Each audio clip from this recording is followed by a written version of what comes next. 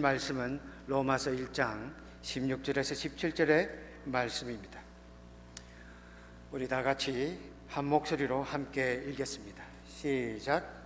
내가 복음을 부끄러워하지 아니하노니 이 복음은 모든 믿는 자에게 구원을 주시는 하나님의 능력이 됨이라. 먼저는 유대인에게요 그리고 헬라인에게로다. 복음에는 하나님의 의가 나타나서 믿음으로 믿음에 이르게 하나니 기록된 바 오직 의인은 믿음으로 말미암아 살리라 함과 같으니라. 아멘. 기도드리겠습니다. 자비로우신 하나님, 은혜를 감사합니다. 부족한 것, 미련한 것 주 앞에 섰사오니 부족한 입술을 붙들어 주시옵소서. 이 시간 말씀을 전할 때 사람의 것, 나의 것이 나오게 하여 주시고 전하는 자나 듣는 자나 모두가 주의 은혜만 듣고 깨닫는 복된 은혜의 시간이 되게 하여 주시옵소서. 시종의 일관을 주께 더하고 모든 것 예수 그리스도 이름으로 간절히 기도드리옵나이다. 믿음이란 무엇입니까? 믿음이란 우리 그리스도인들에게 있어서 신앙의 가장 중요한 요소이자 우리들의 신앙의 뿌리일 것입니다. 왜냐하면 이 믿음은 죄인된 우리가 하나님께 구원을 받아 하나님의 자녀가 되고 또한 그리스도인이 되었다는 신앙의 강력한 증거이기 때문일 것입니다. 믿음, 우리 그리스도인들에게 있어서 이 믿음이란 말만큼 우리가 자주 듣고 또한 우리가 자주 사용하는 그런 말도 없을 것입니다.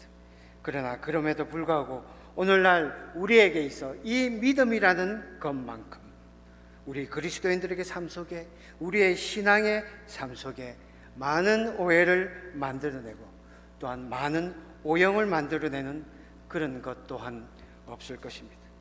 오늘날 많은 교회와 우리 그리스도인들의 삶 속에서 이 믿음에 대한 오해와 잘못된 이해로 빚어붙여버린 그리스도인들의 어그러지고 추한 신앙의 모습들이 오늘 우리 교회의 모습 속에서, 우리들의 삶의 모습 속에서, 그리스도인들의 삶 가운데 너무나도 많이 보여지고 나타나 있기 때문일 것입니다.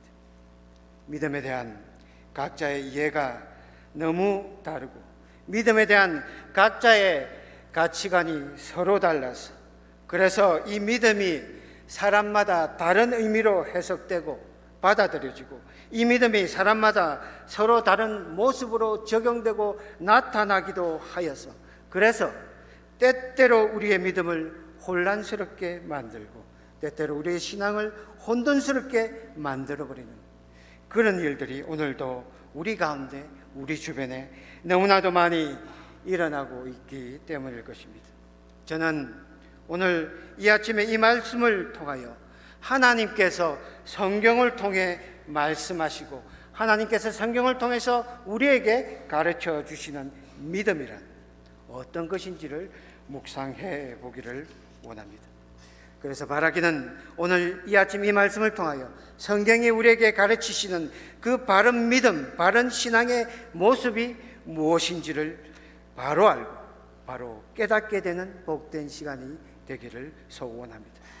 그래서 저와 여러분의 믿음이, 우리의 믿음의 기준이 나의 생각이나 세상이나 사람의 기준에 서 있는 것이 아니라 성경 위에, 말씀 위에, 바른 신앙 위에, 바른 믿음의 삶 위에 온전히 세워지고 굳건히 세워지는 그런 회복의 역사, 은혜의 역사가 체험되는 그런 복된 시간이 되시기를 주의 이름으로 축원드립니다. 불과 몇 년 전에 있었던 일입니다. 한국에서 한 교회 문제가 온 나라에 떠들썩한 사건이 되어 만든 사건이 있었습니다. 당시에 서울방송이었던 SBS에서 그것이 알고 싶다 해서 이 사건을 방영하였습니다. 은혜로 교회 타작 마당이라는 제목으로 방영하여 고발한 적이 있었습니다. 아마도 이 중에 이 방송을 기억하시는 분들이 있을 줄도 모르겠습니다. 은혜로 교회 신옥주 목사, 사실 이 사람은 목사가 아닙니다. 목사가 아니라 한국의 모든 교단으로부터 사이비로 이단으로 판정받았던 그런 거짓 선지자였습니다. 그런 신옥주가 그가 주장에 따르면 자기가 하나님으로부터 직통 계시를 그가 받았다는 것입니다. 그래서 하나님께서 아브라함에게 나타나셔서 말씀하셨던 것처럼 하나님께서 자신에게도 나타나셔서 말씀하셨다는 것입니다. 젖과 꿀이 흐르는 땅, 축복의 땅으로 가라 말씀하셨다는 것입니다. 그래서 그가 온 세상을, 온 세계를 돌아다니면서 하나님이 말씀하신 그 보여줄 그 땅을 찾아다녔는데, 그 땅이 바로 남태평양에 있는 피지라는 섬이었다는 것입니다. 그 피지가 약속의 땅, 하나님의 땅, 젖과 꿀이 흐르는 축복의 땅이자 만세 이전에 하나님이 예정하시고 작정하셨던 그런 땅이었다고 그가 주장하는 것입니다. 그래서 이 약속의 땅에 가기만 하면 재앙도 없고 기근도 없고 더 이상 슬픔도 없고 눈물도 없고 아픔도 없는 그런 지상의 천국, 지상의 낙원, 바로 구원의 땅, 낙토라고 그가 주장했던 것입니다. 바로 이 땅이 주님께서 재림하실 땅이고, 바로 이 땅에 재림의 주가 오셔서 다스리는 영원한 새 천년의 왕국, 새 예루살렘이 이곳에 건설될 것이라 그가 주장했던 것입니다. 그러면서 말합니다. 이제 곧 노아의 때와 같이 세상의 종말이 다가올 것이라 말합니다. 그 모든 세상 모든 생명이 심판을 받을 것인데, 하나님께서 특별히 택하신 그 노아를 위하여 방주를 준비해 두셨던 마지막 시기, 마지막 때에 그들을 위하여 이 피지 땅을 예비하셨다고 주장하는 것입니다. 그래서 이 피지로 이주하면, 이 피지로 가면 하나님의 뜻을 온전히 순종하시는 것이므로 구원을 받고, 만약 이를 거부하고 이 이주를 거역하면 하나님의 뜻을 거역한 패역한 백성들이 되어서 모두 다 심판을 받게 될 것이라 주장하는 것입니다. 정말 말도 되지 않은 이 말에 현혹되어 가지고 400명이나 되는 신도들이 집단으로 그곳으로 이주를 했다고 합니다. 집도 팔고 재산도 다 정리해서 다 갖다 바치고 직장도 포기하고 직업도 버리고 학교도 그만두고, 그중에 어떤 이는 가족들이 반대하니까 가족도 버리고 처자식도 버리고 부모도 버리고 심지어 남편까지 버리면서 그들을 따라갔다는 것입니다. 그런데 여기에 정말 충격적이고 기가 막힌 사실이 하나 있었습니다. 이 교회가 처음부터 이단이었다면 그럴 수 있겠다 생각하겠지만 실상 이 교회는 그렇지 않았다는 것입니다. 이 거짓 선지자 신옥수가 이 교회 2대 담임 목사로 부임했는데, 원래 이 교회는 한국 정통교단에 속했던 그런 멀쩡한 교회였다고 하는 것입니다.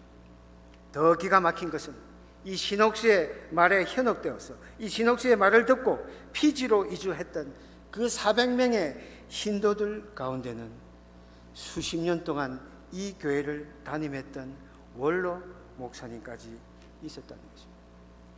원로 목사님뿐 아니라 원로 장로님, 원로 집사님, 권사님까지 몇몇 수십 명의 반대자들을 제어하고 온 교회와 성도들이 이 사악한 거짓 선지자의 말에 현혹되어서 그들을 따라갔다는 것입니다. 정말로 기가 막힌 일이고 도무지 이해할 수 없는 일이 일어난 것입니다. 수십 년 동안 목회를 해오고 수십 년 동안 말씀을 붙들고 살았을 텐데, 수십 년 동안 기도해 왔을 텐데, 저 천국도 아니고 이 땅에서, 저 남태평양 피지에서 영생과 복락과 부귀와 영화를 누릴 땅이 있다는 그 거짓에, 그 허황된 말 한마디에 속아서 어떻게 수십 년의 생활, 수십 년의 신앙생활이, 수십 년의 믿음 생활을 그토록 쉽게 무너뜨릴 수 있었는지, 그들은 도대체 수십 년 신앙생활을 해오면서 무엇을 붙들고 무엇을 믿고 살아왔던 것입니까? 도대체 그들은 성경을, 하나님의 말씀을 어떻게 믿고 어떻게 이해하며 살아왔던 것입니까? 저는 생각합니다. 그들의 신앙의 목적은 무엇이었을까? 그들의 기도의 목적은 무엇이었을까? 그들의 믿음의 동기는 무엇이었을까? 그들은 왜 예수를 믿고 그들은 왜 기도했던 것일까? 그들은 무엇을 위하여 기도했을까라고 생각을 해보게 됩니다. 여러분은 왜 예수를 믿고 사십니까? 여러분은 왜 기도하십니까? 여러분은 무엇을 위해 기도하며 무엇을 믿고 무엇을 의지하며 살아가고 있습니까? 믿음으로 산다는 것, 우리가 그리스도인으로 살아간다는 것은 어떤 삶, 무엇을 뜻하는 것입니까? 그리스도인으로 산다는 것, 예수를 믿는다는 것은 바로 내 삶을 바꾸겠다는 삶의 결단입니다. 이전에 나를 위해 살던 나, 이전에 내 꿈과 내 소원만을, 내 것을 위해 살아가던 그런 나, 그래서 내 소원을 이루기 위해 기도하고 내 삶의 목적을 이루기 위해서 믿음이 필요했던 그랬던 나, 그러기에 믿음의 목적도 나였고 그러기에 기도의 목적도 내 것이었던 그런 삶에서 돌아서겠다는 그런 결단인 것입니다. 삶의 목적을 바꾸고 삶의 이유를 바꾸고 삶의 방향을 바꾸겠다는 결단인 것입니다. 내 것에서 하나님의 것으로, 내 뜻에서 하나님의 뜻으로, 내 나라에서 하나님의 나라로 내 삶과 목적과 방향을 전환시키겠다는 것입니다. 그렇습니다. 믿음으로 산다는 것, 예수를 믿는다는 것은 곧 우리의 변화를 말하는 것입니다. 삶의 목적과 삶의 이유를, 삶의 방향을 변화시키는 그런 전인격적인 삶의 변화를 말하고 있는 것입니다. 그래서 더 이상 내 삶의 주인이 내가 아니라 주님이 내 삶의 주인으로 받아들이고 그런 삶을 받아들이는 그런 삶의 결단을 말하는 것입니다. 복음을 받는 바로 그 순간부터, 예수를 믿는 바로 그 순간부터 이제는 이전의 내가 아니라 새롭게 달라져 있는, 그래서 인격적으로 성숙되고 생각도 성숙되고 남을 대하는 태도도 성숙되고 툭 던지는 그 말 한마디도 성숙되어져 가는 그런 모습이, 바로 그런 모습이 예수를 믿고 변화된 믿음의 모습이기 때문인 것입니다. 오늘 많은 한국교회와 우리 이민교회와 우리들의 모습을 한번 되돌아보십시오. 오늘날 많은 사람들이, 세상의 많은 사람들이 우리들의 교회를 걱정하고 염려하고 있다고 말합니다. 이전에는 교회가 세상을 걱정했는데 이제는 도리어 세상이 교회를 걱정하는 그런 시대가 되었다고 말합니다. 세상 사람들은 말합니다. 이 땅의 많은 교회와 이 땅의 많은 성도들의 모습이 너무나도 어그러지고 너무나도 추악하다고 우리를 향해 말합니다. 세상보다 더 분열하고 분쟁하는 교회, 세상보다 더 어두운 교회, 교회만 그렇습니까? 우리들의 모습은 어떻습니까? 성도들의 모습은 어떻습니까? 세상 사람보다 더 악한 성도, 세상 사람들보다 더 거만하고 교만한 성도, 세상보다 더 사랑이 없고 세상 사람들보다 더 무자비한 그런 성도들이 얼마나 많은지. 우리는 왜, 무엇 때문에 저들로부터, 세상으로부터 이런 비난의 소리를 듣고 살아가야 하는 것입니까? 혹 우리들의 모습 속에, 우리 교회 공동체의 모습 속에, 우리들의 삶 속에 어쩌면 세상보다 더 삐뚤어져 있고 세상보다 더 어그러진 그런 믿음의 허상들이 우리 삶 가운데 꼭 너무 많이 있기 때문은 아닌지. 교회마다 오직 믿음, 교회마다 오직 기도를 외치고 있지만 실상 우리의 모습은, 우리의 현실은 말로는 오직 믿음, 말로는 오직 기도라 외치지만 정작 우리의 삶에는 아무런 변화도 아무런 믿음의 열매도 보이지 않는, 그래서 그저 무성한 열매 없는, 입만 무성한 열매 없는 그런 무화과 나무는 아닌지 우리 스스로를 돌아보고 또 돌아보아야 할 것입니다. 지상의 낙원, 이 땅에서 이룰 영생과 복락과 부귀와 영화를 꿈꾸고 저 피조로 달려갔던 저들의 모습을 통하여 우리는 무엇을 배우고 무엇을 깨달아야 합니까? 내 소원을 이루고 내 것을 이루고 이 땅의 것을 이루기 원하는, 소원하는 그런 맹목적인 바람은 결코 그리스도인들의 바른 신앙의 모습이 아니라는 것을 우리에게 가르쳐 주고 있는 것입니다. 구하라 그리하면 주실 것이요, 찾으라 그리하면 찾을 것이요, 두드리라 그리하면 열릴 것이라 하셨으므로 그것이 무엇이든 그저 구함기만 한다면 얻을 것이요, 그저 찾기만 한다면 찾을 것이요, 그저 두드리기만 한다면 열릴 것이라 그렇게 굳게 믿는 이런 맹목적인 우리의 신념, 또한 이것이 반드시 이루어질 것이라 굳게 믿는 우리의 의지를 결단코 믿음이라, 바른 믿음이라 말할 수 없다는 것입니다. 매년 겨울에 매년 한국에서 일어나는 수능 시험의 진풍경을 한번 기억해 보십시오. 교회마다 수능 시험을 위한 특별 기도회가 열립니다. 교회만 그렇습니까? 사찰마다 수능 시험을 위한 특별 기도회도, 특별 법회도 있습니다. 어떤 이는 교회 가서, 어떤 이는 절에 가서, 또 어떤 이는 나무에다, 또 어떤 이는 무당에다, 또 어떤 이는 산에다, 또 어떤 이는 바위에다 자기가 믿는 대상에게 나아가서 자기 자식을 위하여 좋은 성적, 좋은 대학 받고 가게 해달라 자신의 소망을 빌고 또 빌어대는, 기도하고 간구하는 그 대상만 다를 뿐이지 기도의 목적도, 기도하는 이유도, 그 기도하는 동기도 저들과 우리가 다른 것이 없다고 한다면 도대체 우리의 믿음과 저들의 믿음은 무엇이 다른 것입니까? 저들의 기도와 우리의 기도는 도대체 무슨 차이가 있다는 것입니다. 세상과 전혀 다를 바가 없는 기도, 세상과 전혀 다를 바가 없는, 세상과 전혀 구별할 수 없는 그런 믿음, 그런 믿음을 가지고, 그런 믿음이 어떻게 하나님의 기쁨이 될 수 있겠습니까? 그런 기도가 어떻게 하나님이 기뻐 받으실 수 있는 그런 믿음의 기도가 될 수 있겠습니까? 저 고린도 전후서에 나오는 저 고린도 교회의 모습을 한번 기억해 보십시오.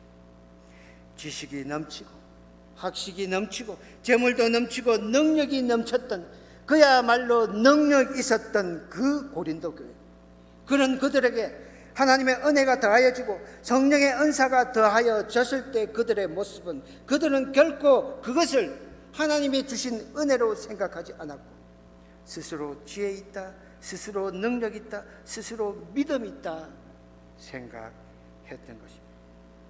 저 고린도인들은 그들이 가진 것, 그들이 누리는 것들이 그들의 믿음을 증명하고 있다고 그들은 믿고 생각했던 것입니다. 그런 교회, 그런 고린도 교인들 향하여 사도 바울은 말합니다. 고린도후서 5장 17절의 말씀을 보겠습니다. 그런즉 누구든지 그리스도 안에 있으면 새로운 피조물이라, 이전 것은 지나갔으니 보라 새 것이 되었도다. 바울은 고린도 교회를 향하여 말합니다. 믿음으로 산다는 것, 그리스도인으로 살아간다는 것이 무엇을 말하는 것인지 알고 있느냐고 그들에게 묻고 있는 말씀인 것입니다. 그들 스스로는 능력 있는 그리스도인이라, 그들 스스로는 내가 축복받은 그리스도인이 되었다, 그렇게 믿고 그렇게 살아가고 있었지만 그들의 삶은, 복음을 받은 이후에도 그들의 삶은 여전히 변화가 없었고, 그들의 삶에는 여전히 사랑의 열매도 없었고 섬김의 열매도 없었던 저 고린도 교인들을 향하여 이 말씀은 사도 바울이 그들을 향한 질책이자 책망인 것입니다.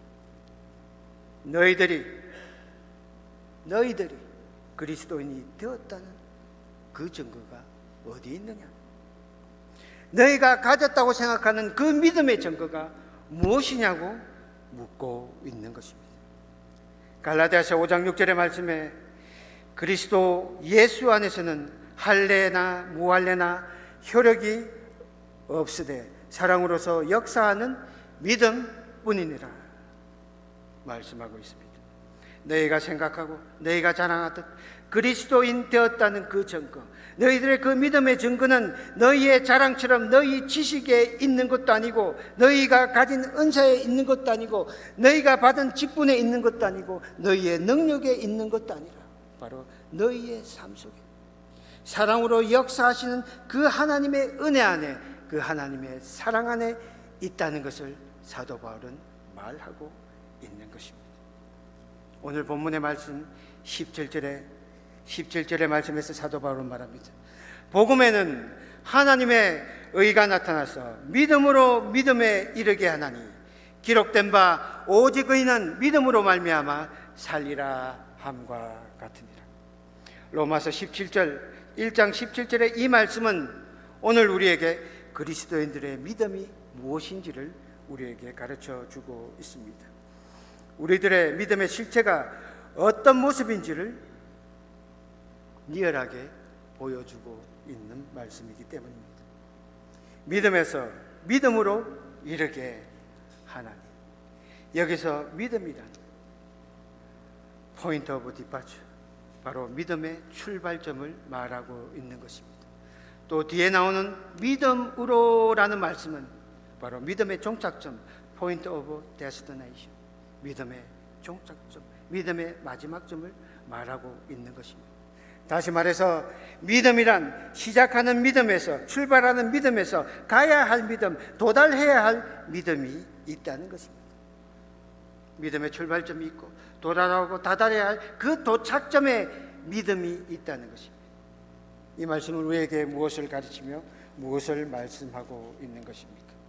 바로 믿음이란 우리들의 생각처럼, 우리들이 흔히 이해하고 있는 것처럼 우리의 의지나 우리의 결단이나 우리의 헌신이나 우리의 열정을 보여주고 있는 그런 우리의 모습이 아니라는 것을 이 말씀은 우리에게 가르쳐 주고 있는 것입니다.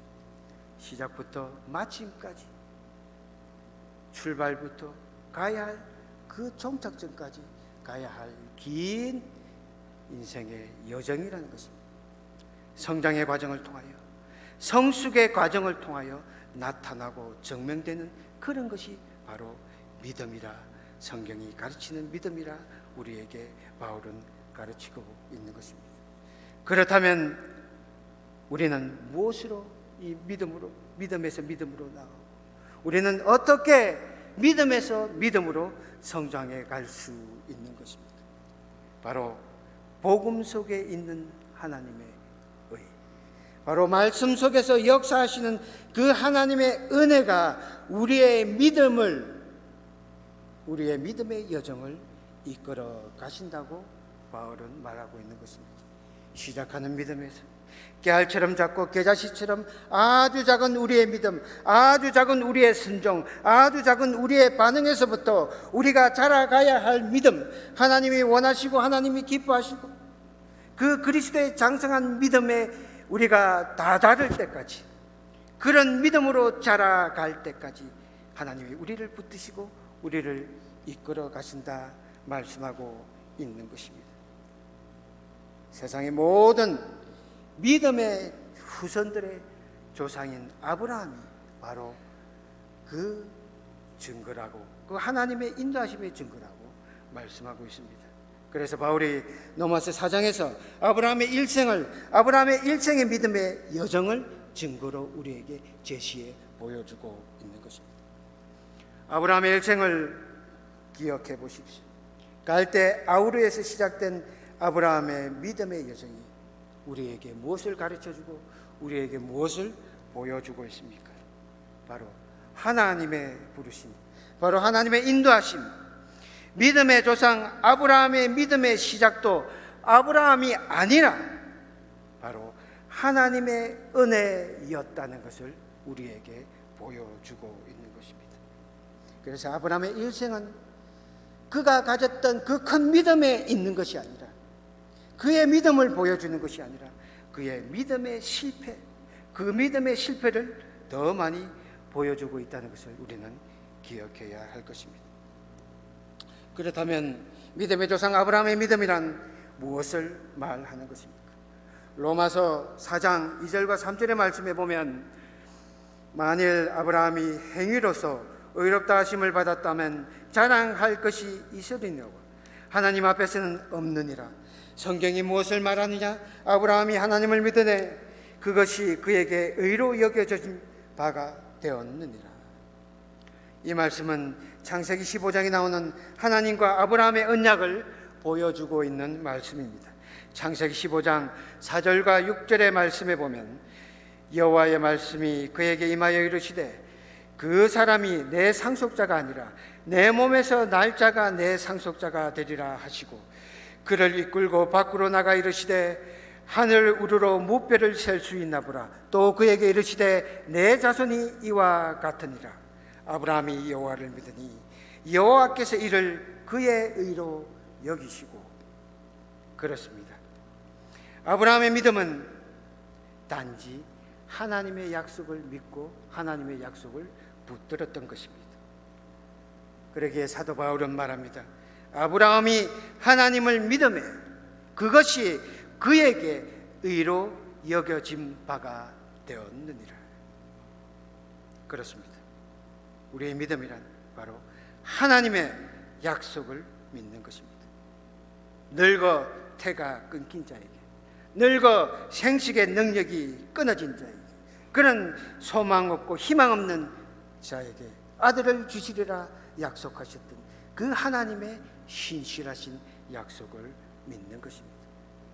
또한 아브라함과 같이 소망 없고 희망 없는 그런 환경 가운데 있는 자에게도, 또한 사도 바울과 같이 환난과 고통과 사방의 우겨쌈을 당한 그런 소망 없고 희망 없는 그런 고통과 고난 가운데 살아가는 자에게도, 오늘 내 삶이, 나를 둘러싼 내 환경이 산길들 몰아치는 그런 거센 풍랑과 같다 할지라도 결코 두렵고 무섭게 몰아치는 저 두려운 거센 파도를 바라보지 않고 바로 그 파도 위에, 몰아치는 풍랑 위에 계신 초월하신 하나님, 전능하신 하나님을 바라보는 것, 바로 그것이 성경이 말하는 믿음이라는 것입니다. 그저 하나님을 바라보았던 것, 바로 그것이 아브라함의 믿음이었던 것입니다. 그래서 아브라함은 늘 실패했지만 아브라함의 실패 속에 역사하셨던 하나님의 모습이 나타났던 것입니다. 아브라함은 늘 낙심했지만 아브라함의 약함 속에 역사하셨던 하나님의 은혜가 보여주었던 것입니다. 아브라함은 그 하나님의 은혜로 인하여, 그 사랑으로 인하여 그가 가야 했던 그 믿음의 긴 여정을 온전히 갈 수 있었던 것입니다. 하나님의 이끌림에 의지하면서 믿음으로 믿음에 이르게 하는 그 하나님의 인도하심을 의지하면서 갈대 아우르를 출발했던 그 작고 보잘것없는 믿음에서부터 아들을 아낌없이, 나의 모든 것을, 나의 가장 귀한 것을 아낌없이 드릴 수 있는 그 모리아 산의 믿음으로 자라갈 때까지 아브라함은 오직 하나님의 붙드심에 의지하여 그 믿음의 여정을 완수할 수 있었던 것입니다.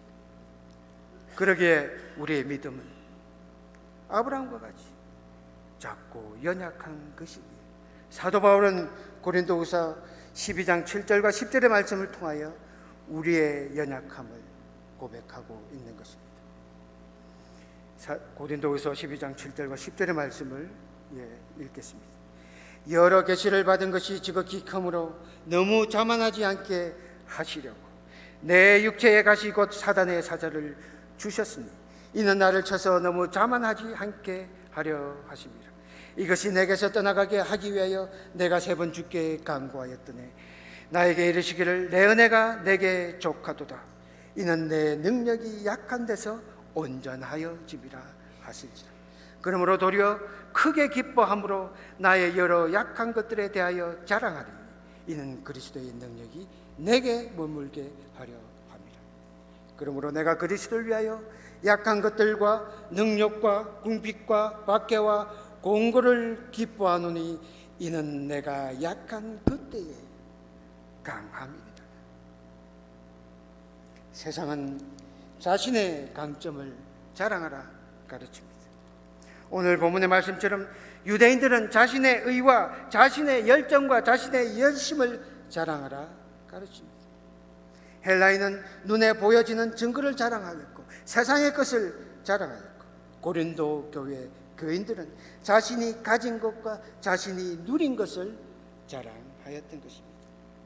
그러나 우리는 믿음으로 살겠다 결단한 우리 그리스도인들은 바로 사도 바울과 같이 우리의 연약함을 자랑해야 할 것입니다. 왜냐하면 사도 바울의 이 고백처럼 내 연약함을 주 앞에 고백할 그때에 하나님의 온전하신 능력, 하나님의 능력과 하나님의 역사하심이 우리 삶 가운데 온전히 나타날 수 있기 때문입니다. 그래서 바울의 고백처럼 복음이, 하나님의 말씀이 부끄러움이 되지 않는 것입니다.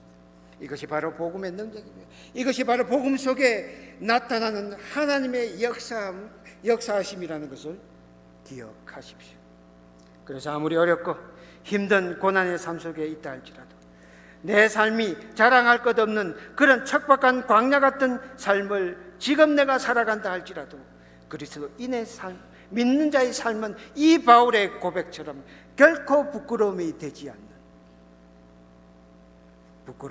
않는 까닭은 내 약함 속에 나를 붙드시는, 내 실패 속에 나를 붙드시는 하나님의 은혜가 있기 때문입니다.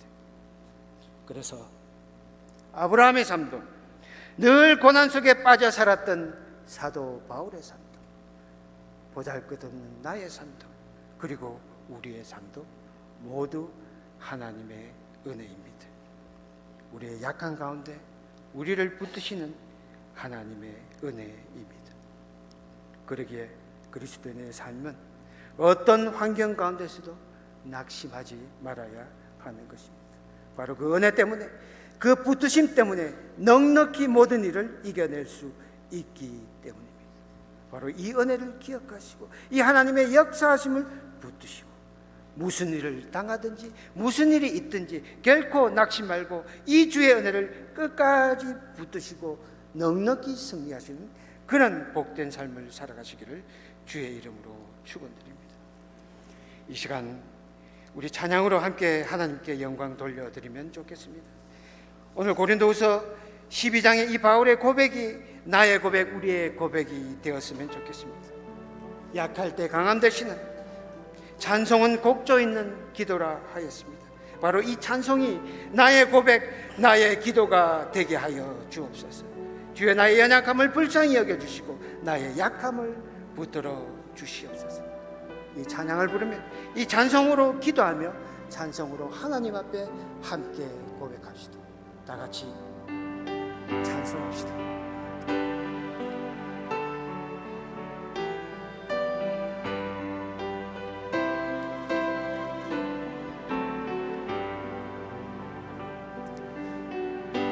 약할 때 강함 되시네, 나의 보배가 되신 주 나의 모든 것. 주 안에 있는 복을 나는 포기할 수 없네, 주 나의 모든 것.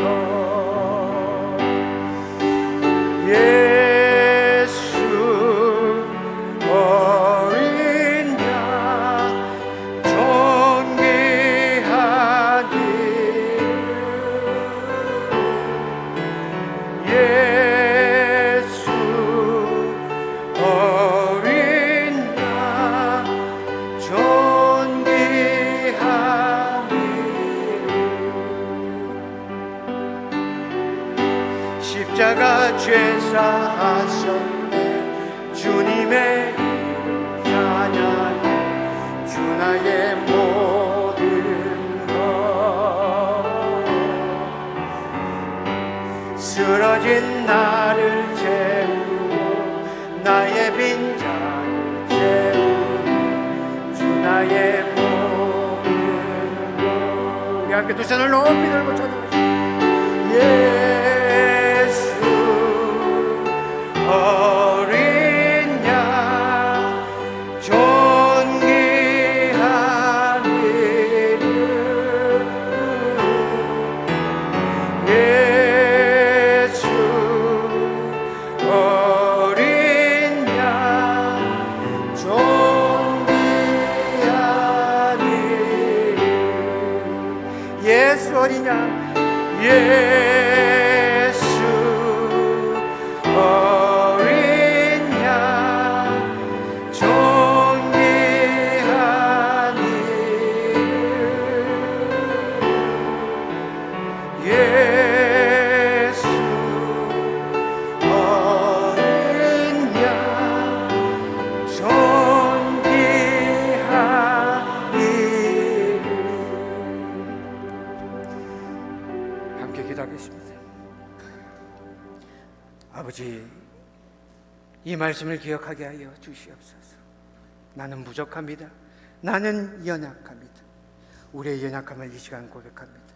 나의 부족함을 이 시간 주 앞에 고백합니다. 늘 우리의 입으로는 오직 믿음, 오직 은혜라 말하지만 정작 나의 삶은, 우리의 삶은 늘 주님의 은혜를 잊고 주님의 믿음을 잊고 살아갈 때가 얼마나 많은지 주여 용서하여 주시옵소서. 주여 나의 못남을 용서하시고 나의 약함을 긍휼히 여겨 주시옵소서. 이제 나의 것을 자랑하는 삶이 아니라 오직 주의 은혜를 자랑하는 참 믿음의 사람으로 온전히 서게 하여 주시옵소서. 지금까지 이끄시고 여기까지 인도하신 우리 구주 예수 그리스도의 이름으로 간절히 기도드리옵나이다.